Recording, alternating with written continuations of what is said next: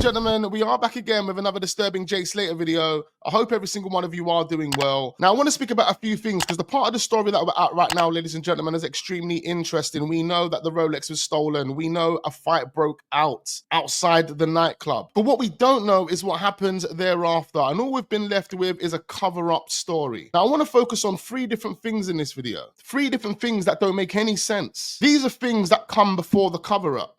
In fact, we could potentially say this is when the cover-up started. Now, the first thing is the police investigation into the fight that broke out after the event, an alleged fight published by the media over in Tenerife as well as here in the UK. It told us that a fight had broke out just before Jay had got into this car and went to the mountains with Ayub and Rocky. Now, what those reports tell us is that the police investigated that fight. So when have you ever heard of an investigation, a police investigation, not getting to a conclusion? Imagine investigating a situation that has taken place but not getting to the bottom of it. What happened in that brawl outside the NRG festival? According to the media and according to what's being said in Tenerife, the police investigated that situation.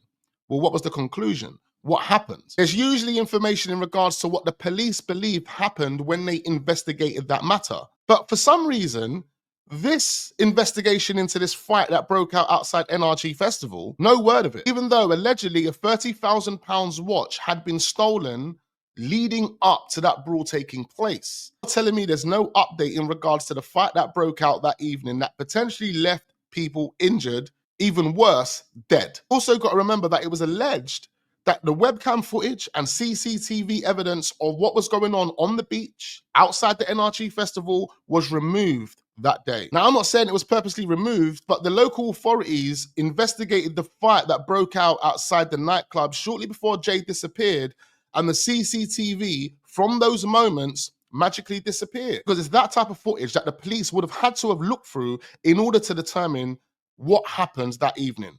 Who started the fight, how the fight broke out. They would have had to look at that if they were investigating that fight. But all of a sudden, that fight gets investigated, the CCTV goes missing, and there's no conclusion as to what happened that evening. Now, that leads us on to the second thing. The media told us whoever's watch got robbed that night was an Eastern European. That person reported the watch stolen. So if the person reported the watch stolen, that means there must be a report on file. So that means the police must know who the person is, what actually happened, if they got their watch back, if the perpetrators were caught. I mean, the police would know all of that information. See, the police have all of that information, but have they released anything in regards to that situation? No. Do we even know if that report is official? No. Mark Williams Thomas wasn't able to verify the report. The media wasn't able to verify the report.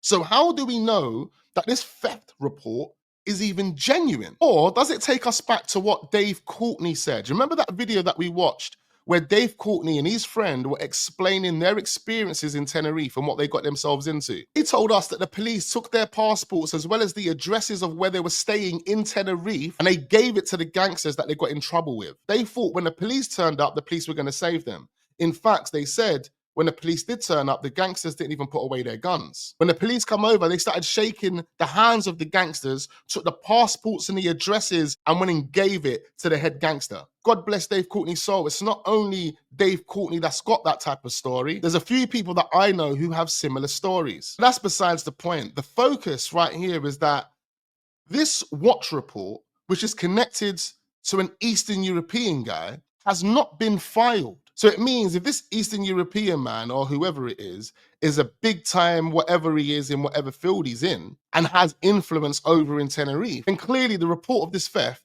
if there was ever a report made, would not be published. It would also mean if this guy is powerful enough, it would have been easily to track down the people who stole the watch. Now remember what Ayub told us. He told us more or less that he was being accused of stealing this watch, and then had to link up with the guy the next day, and he's got all of that on video. But the main point is that that watch report wasn't filed. No one can verify if that is a true event that took place, which means if it is a true event that took place, the police covered it up. Police more or less done what they did to Dave Courtney. And that's probably the reason why they were able to track down the likes of Ayub. But that also leads us on to the third thing, because the third thing I wanted to mention is that the watch owner who allegedly made this report, who was robbed that night, or the night before, whichever night it was, has never been identified. Never been identified whatsoever. All we've been told is an Eastern European man, and that can be anyone. The only description we was given was he's a burly Eastern European man, which means he's big,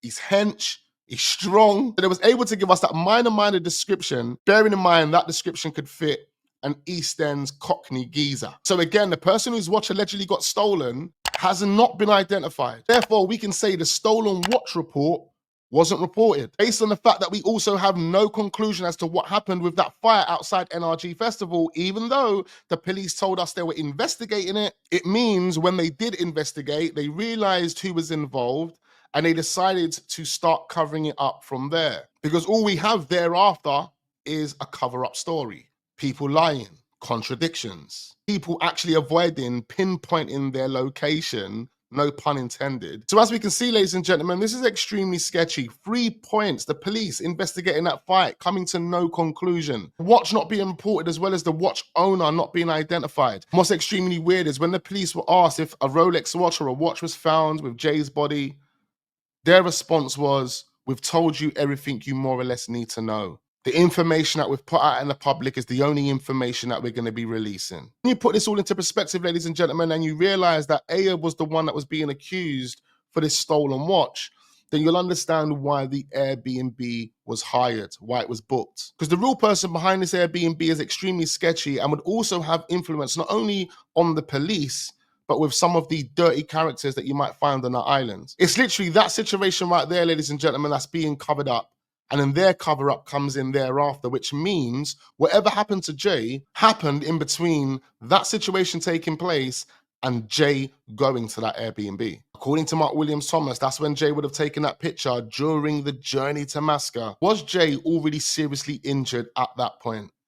Because if you look at that picture, ladies and gentlemen, it doesn't look like Jay to me. And if it is Jay, it looks like a badly injured Jay. Worse, a dead Jay. One last thing to point out, massive shout out to Duncan Smith. Make sure you guys subscribe to Duncan's new channel. You can't keep a good man down. In one of the videos that he put up this morning, he mentioned that Debbie never confirmed if that was Jay in the back of the car. She never confirmed if that was Jay in the back of the car. We have no confirmation whatsoever from Debbie, from anyone of Jay's friends. But now we're in a pivotal moment where we need to start applying the pressure. And this is the reason why the closest friends of Jay need to step forward and tell us what happened. Was Jay involved in that brawl? Was Jay attacked in that brawl? Where was Brad when this was all going down? Because boxer Brad, seeing his friend under attack, should have been there swinging left hook, right hooks, uppercuts, headbutts, everything. He should have been doing the most for Jay, if anything. He should have been the guy in the car with Jay if Jay got into any car. There should have been no way that Brad ends up back at the hotel and Jay ends up at the Airbnb. The only thing that kind of explains why Brad would have split up from Jay is if Brad would have been the person that stole the watch and had to get away. Something else that literally just jumped into my mind as I'm recording this is, does this mean whoever got the watch kept the watch and felt the watch was more important than Jay's life? Because it seems to me if it wasn't the fight outside the festival that affected Jay that evening, then it would have been the fact that whoever that watch belonged to didn't get their watch back. And therefore, Jay's life had to be the sacrifice. Ladies and gentlemen, it's getting really interesting. I thought I'll bring this video to your attention because it's something that I'm thinking about, something that I'm still looking into. There's other people thoroughly looking into this as well. So make sure you guys stick around, hit the like button, subscribe to the channel if we are new, turn your notification bells on so you don't miss out on the future Jay Slater videos. We've got plenty more content coming out, various other different reaction videos that we're doing. So I look forward to seeing you guys on the next one.